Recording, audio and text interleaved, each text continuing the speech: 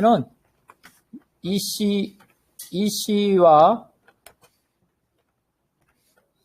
이씨와 박씨가 겹사돈이 무슨 말인지 알죠? 겹사돈을 맺었단 말이야. 근데 이제 점차 지나가면서 근친상간의 금지가 혈족 간에 양쪽 부모 모든 혈족으로 확대되면서 이씨, 박씨들이 이제 그러면 최씨, 그죠? 최씨한테 시집이나 장가를 간다는 거예요. 이렇게 된다는 거예요. 그러면서 이제 최씨한테 가죠?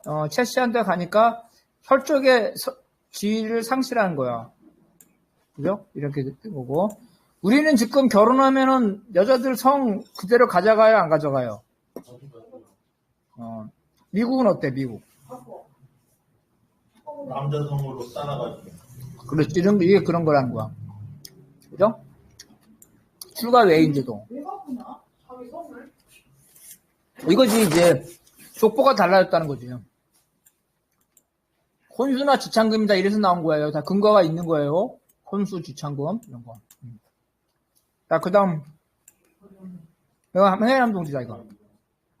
목의 사회에서도 1차 다부제가 존재했지만 북의 사회에선 남성지배 체제, 혈통의 유지, 임신과 출산 및 양육 기간에 부인 이외의 성적 접촉으로 인해 일부 다처제가 더 확산되었다.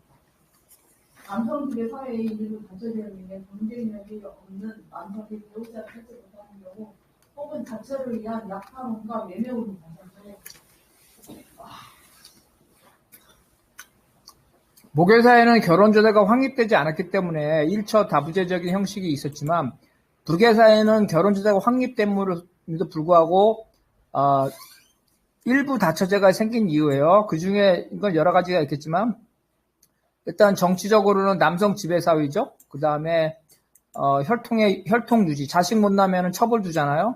그 다음에 또 하나는 남자들의 성적 욕구 때문에 여성이 임신, 출산, 양육기간에 자기의 부인과 성적 접촉을 하는 게 쉽지 않단 말이에요. 남자들 중에 부인이 임신했을 때 바람 피우는 놈들 많아요.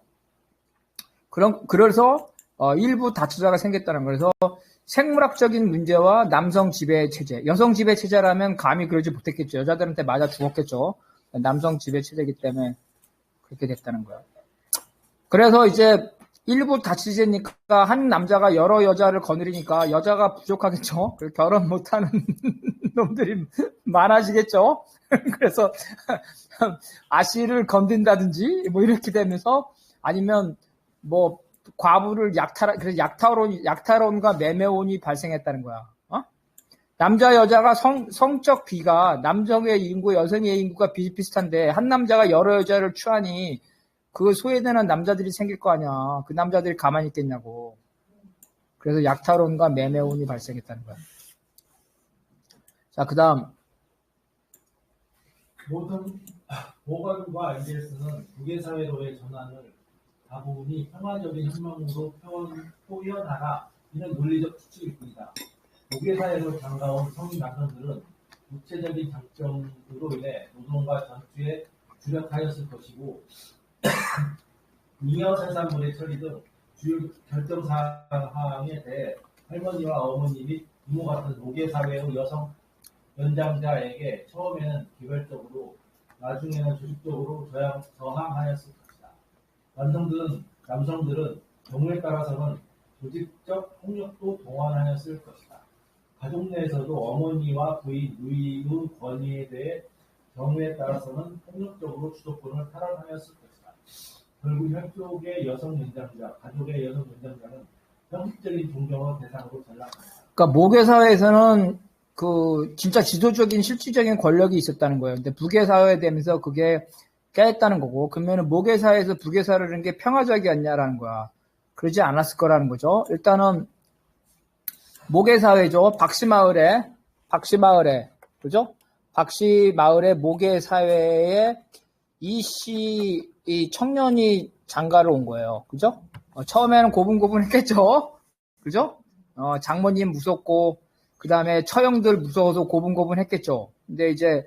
근데 이런 그 이씨 청년들이 많았겠죠.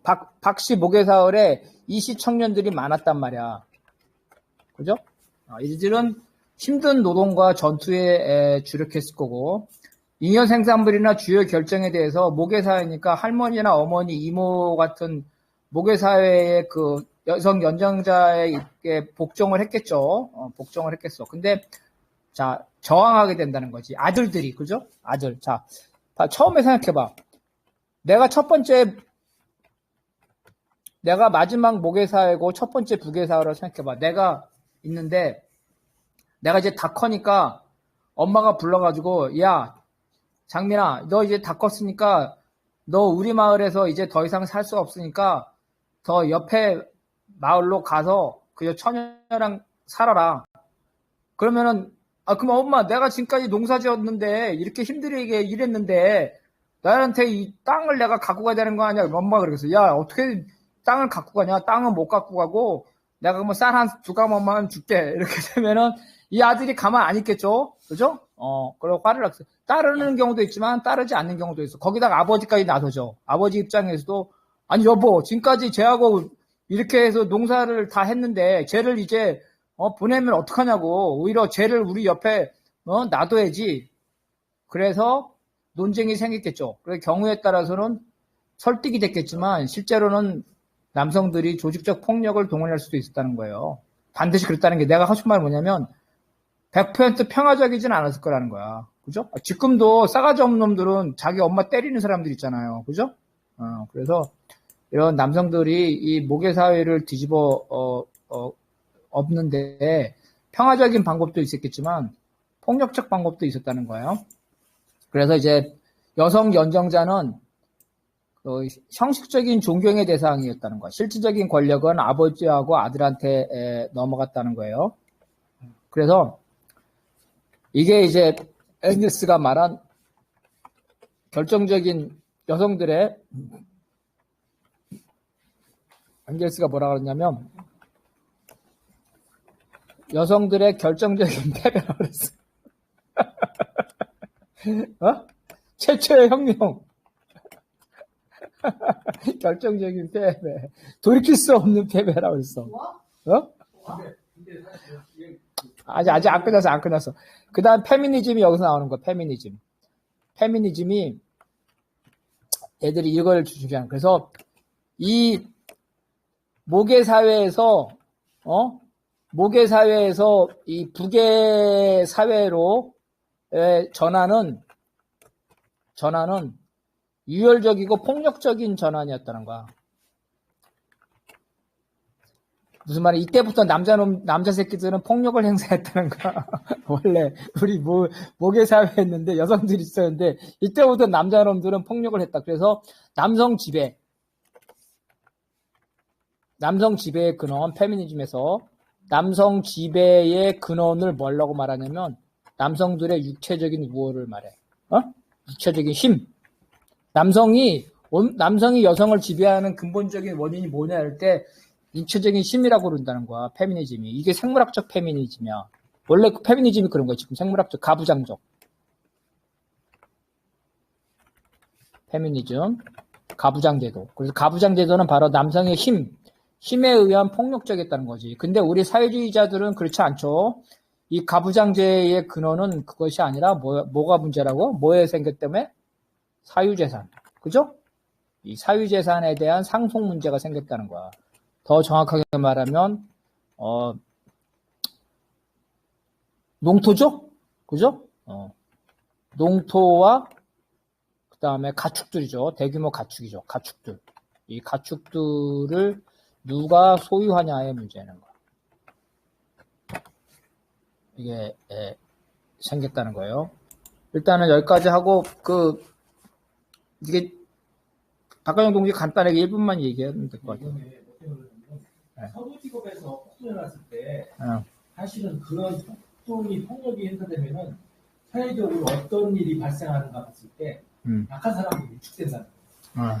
그러니까 이렇게 경찰 스스로도 일부 그런 순간적으로 잠깐 치안 공백이나 폭력에 대해서 대응을 못 해버리면은 실질적으로 약한 여성들한테도 위축돼 버리는 거예요. 그래서 이게 보면은 지금도 보면은 폭력적인 방식을 만약에 남성들이 했다면은 누군가를 여성들이 위축시킨다는 방식을 했다는 거죠. 모계사회에서 그런 만약에 남성 중심으로 바뀌면서 부계가 바뀌면서 어떤 이런 게 어떻게 보면은 되게 그게 봐서 정당하게 볼 수 있느냐라는 측면에서 이번에 폭소리라면 약한 사람들 어린이들하고 여성들이라든가 그런 사람들 위축됩니다. 진짜 현실적으로. 네, 그래, 알았어요. 자, 됐고, 그래서 우리가 이제 얘기를 했으니까, 그러면은, 사회주의와 공산주의에서 가족과 가정은 어떤 모습이 될 것이냐는 우리가 상상을 한번 해보자는 거예요. 그거는 정리하는 거니까 천천히 읽어봅시다. 이거죠. 이영숙 동지가. 사회주의 가족은 자본주의 가족을 극복하고 공산주의 가정으로 가는 과도기이다. 따라서 사회주의 가족은 아직은 혈연적, 이해관계적, 공동체의 잔재를 지니고 있다. 사회주의 가족은 남녀의 결혼과 그 자녀들을 기본으로 한다. 사회주의에서 혈연에 근거하지 않는 동반자적 관계, 즉 가정이 부차적 형태로 존재한다. 사회주의에선 여성의 육아와 양육이 공공 서비스로 전환되고 남성들도 동등한 의무를 진다. 여성은 아직 임신과 출산에 대한 완전한 선택권이 없다. 일단 여러분은 자본주의, 사회주의, 공산주의, 사회주의하고 공산주의는 구분되죠? 그죠? 사회주의는 자본주의에서 공산주의로 넘어가는 과도기예요. 이 과도기라는 거야. 그래서 아직 자본주의의 잔재가 남아있어. 그래서 자본주의 가족의 잔재는 뭐냐면 바로 기존의 자본주의 가족의 혈연이라는 거, 혈연. 남성과 여성이 만나서 자식을 낳는 거를 기본으로 하는 혈연적이라는 거. 그 다음에 두 번째, 자본주의는 주고받는 거라 그랬죠? 중매결혼. 그죠? 이해관계라는 거잖아요. 아까 우리 결혼동맹을 얘기했는데, 재벌들 어때? 다 결혼동맹이죠? 재벌들 다 결혼동맹이에요, 결혼동맹. 왕족도 다 결혼동맹이에요. 이런 것처럼 자본주의 사회는 이런 이해관계적인 가족을 하고 있다는 거예요. 그래서 사회주의는 아직은 남녀, 그 성적 결합을 기본으로 한다는 거지. 자식을 낳는 걸 기본으로 하는데, 그렇지만, 성적 결합하지 않는 동반자적 관계. 여러분, 시민결합이라는 거야, 시민결합. 그 가족은, 이 족자는 혈연을 말하는 거예요. 가정은 반드시 혈연을 근거하지 않아. 그래서 사회주의에도 이런 형태가 이미 유럽에서 나타나죠. 동성혼 있잖아, 동성혼이 있는데, 동성혼에 대해서 두 가지 방법, 동성결혼에 대해서 두 가지 형태가 있어. 크게 보면 세 가지인데, 첫 번째는 뭐냐면, 역전된 동성결혼이야. 이 말이 어려운데, 이성결혼을 흉내낸 거야. 알죠? 그래서 남성 역할, 여성 역할이 있어. 그래서 여성들이 동성 결혼을 했는데 거기에 남성 역할을 하는 사람이 있어. 이거는 뭐냐면은 여성인데 가부장이 있다는 거야. 그래서 가부장 제도의 잔재야. 남편과 부인이 있다는 거야. 그래서 실제로 여성 결혼한 거 보면은 남자 역할, 여자를 택해서 남자 역할을 하는 경우는 실제 폭력을 행사하는 경우도 똑같이 남성처럼 한다는 거. 무슨 말인지 이해가죠? 이게 이제 역전된 동성결혼이야. 여기는 남녀가 있는 거야. 남성 역할, 여성 역할 나는 성행위 자체도 남성적 행위를 하거나 여성적 행위를 하는 경우가 있어. 성행위 자체도 그런 경우가 있어. 이게 이제 그런 거고. 남성 역할을 하는 거야. 생물학적 남성 역할을 그게 역전된 동성 결혼이라는 거야. 그 다음에 이거는 역전된 게 아니라 그야말로 같은 그 여성으로서의 결합이야. 근데 여기에는 첫 번째는 여성으로서 성적 결합을 하는 경우가 있어. 그야말로 여성들의 동성적인 결합을 하는 거지, 성적 결합. 그 다음에 남성도 마찬가지예요. 그 다음에 성적 결합이 아닌 정서적 결합이 있어. 동성애라 그래서 다 성적 결합을 하는 게 아니야. 예를 들어서 나하고 한국이 하고 있는데 우리는 서로 뜻이 맞아. 그러면 같이 산단 말이야. 그래서 한국이하고 나하고 성적 결합을 하냐? 그런 건 아니란 말이야. 마음의 뜻이만 여자들도 마찬가지야. 친하게 지낸다고 해서 그런 게 아니야. 그냥 같이 살아도 그런 게 아니란 말이야. 그리고 최근에는 또 자매끼리 살거나 형제끼리 사는 경우도 많아. 결혼도 안 하고. 이런 게 동성, 그 다음에는 뭐냐면, 남녀 구분 없이 그냥 시민결합이 있어. 시민결합. 동반자라고 그래. 동반자. 우리 한국에서는 과거적으로 동건이라는 말을 많이 썼죠. 같이 사는 생활공동체. 생활공동체야. 생활공동체. 그러니까 이 생활공동체니까 여기는 이제 정서적인 거죠. 중요한 건. 그 다음에 경제적인 거죠. 이렇게 있어서 유럽에서는 이런 시민결합 동반자 제도가 많이 생기고 있죠. 이런 것들이. 그래서 무슨 그 동성애나 이런 거하고 상관이 없는 거예요. 이런 게 지금 한국도 지금 많이 생기고 있어. 예를 들어서 나이 60 지나가지고 60 먹은 사람, 70 먹은 사람들이 같이 살 수 있는 거잖아. 그지? 그게 무슨 성적 결합하고 무슨 상관관계가 있어. 뜻이 맞는 사람들과 사는 거지. 이런 형태가 있다는 거예요. 법적으로만 그냥 하는 거예요. 그렇지. 왜 법에 그 자격을 안 주면은, 동성애인 이렇게 되는 거죠. 법에 자격을 줘야 되는 거야. 왜 안 줘야 되냐면 상속 문제가 있잖아. 나 이 사람한테 상속시키는데 가족 인정 안 해주면 상속이 안 되잖아. 심지어 여러 가지 개인정보도 다 정보가 안 돼. 어떤 문제가 있냐면은, 미국에서 어떤 문제가 있었냐면 동성관계인데 수술을 해야 되는데 그 수술 동의서를 작성할 수가 없었어. 가족이 아니니까. 앰뷸런스 뭘 하는데 이런 비상 문제가 생겼는데 거기에 대처를 할 수가 없는 같이 살았는데 평생 가족이 아니기 때문에. 그래서 이제 성적 결합도 있지만 성적 결합은 별로 중요하지 않아요. 남자 여자들도 정상적인 남자애도 섹스리스 부부가 많잖아. 그죠? 동성 간에도 섹스 상관없이 결합하는 경우가 많단 말이야. 그래서 이러한 공동체, 정서적 공동체가 사회주의 사회에서는 많이 인정을 해준다는 거지. 근데 자본주의 사회에서는 이거를 아직도 이상하게 쳐다보는 거죠. 근데 사회주의에서는 이거를 법적으로 인정을 해준다. 다만 아직도 부차적인 관계야. 혈연 중심이 더 중요하다는 거죠. 그 다음에 공공 서비스. 우리 옛날에 북한에서 그 애들을 유치원이나 이런 데 키운다고 막 교과서에서 비난하지 않았어? 그래서 그렇지? 무슨 타가지고 애들을 타가지에다 가져놓고 이렇게 그렇지. 구속시키고 키운다고 막 엄청 놀겠지. 지금은 다 그렇게 하잖아요, 우리도. 그죠? 그랬는데, 중요한 건 뭐냐면은, 공공 서비스로도 해결이 안 된다는 거야. 가정이 있으면. 남성들이 이게 왜 중요하냐면은, 소련에서 이런 문제가 생겼어. 소련의 구호가 뭐였냐면, 여성들의, 그, 양육, 가사를 국가가 사회 서비스, 공공 서비스로 제공한다. 그래서 여성을 해방시킨다. 여성을 해방시킨다. 이렇게 또 한편들은 소련에서 뭐라 그러냐면, 일하는 엄마를 원해. 두 가지인데, 첫 번째는 여성의 노동력이 필요했던 거야.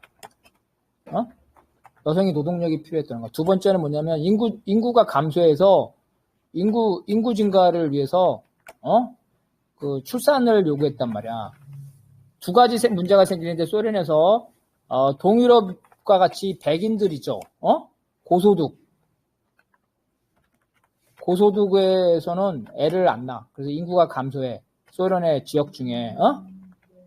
그런데 중앙아시아나 이렇게 소득이 낮은 데 있지. 빈국에서는 인구가 증가해. 급증해 인구가. 그래서 이게 인구 문제야. 소련의 인구 문제란 말이야. 그래서 소련에서는 아무래도 소득 수준이 높고 기술 수준이 높은 동유럽의 백인들이 애를 많이 낳기를 원하겠죠.